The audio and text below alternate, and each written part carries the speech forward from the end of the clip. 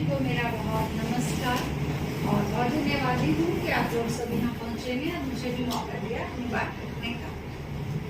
वो लड़की शीर्षक से मेरी छोटी छोटी 3 कविताएं हैं। लड़कियों के अलग अलग स्वरूप समय के साथ कैसे बदलते हैं। एक ही लड़की आज क्या है, कल क्या हो जाती है।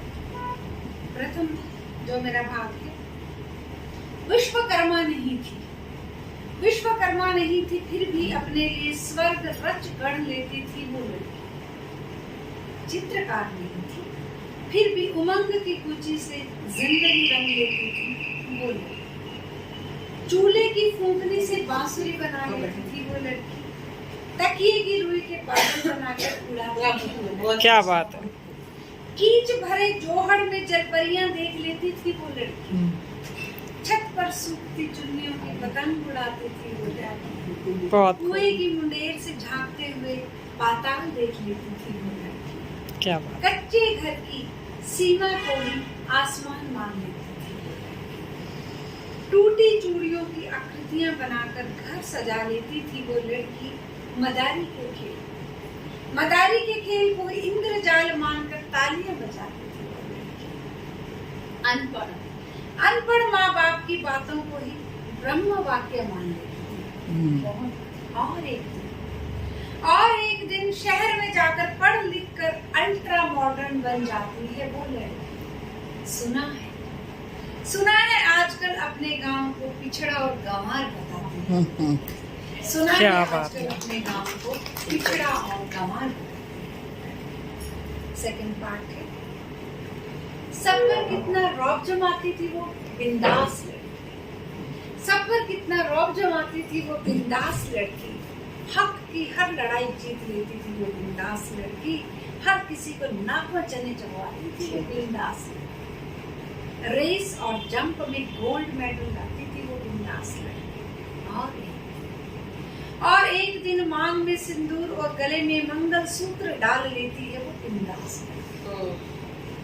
कम दहेज लाने की कीमत ताने सुन कर चुकाती है वो सो कॉल्ड बिंदास लड़की। सास और जेठानी के पीछे धीरे धीरे चलती है वो गोल्ड मेडलिस्ट रेस की वो लड़की। सारी नारी शक्ति पर दिए भाषण भूल चुकी है बिंदास। सुना है आजकल लड़का पैदा करने की दवा खा रही है वो। ओह माय गॉड, बहुत सुंदर। लड़का पैदा करने की दवा खा रही है बिंदास। तीसरी कविता थोड़ी सी अलग है। हमारे समाज में गोरे रंग को इतनी महत्ता हमने दे दी है। बिल्कुल। सांवला रंग होना एक अभिशाप बन गया।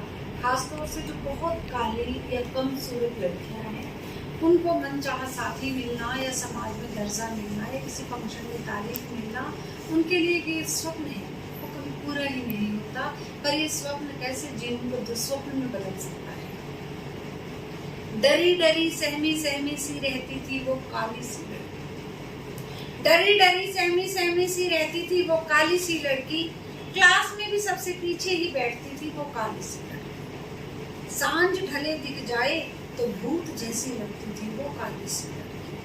मनहूसियत और बदशगुनी की मूर्त मानी जाती थी वो काली सी लड़की। माँ की डांट और सबकी नफरत में पली बढ़ी थी वो काली सी लड़की।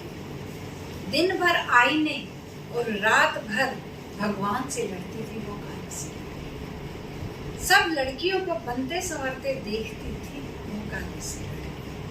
कभी न आने वाले प्रेम पत्र की राह तकती थी वो काली सी लड़की।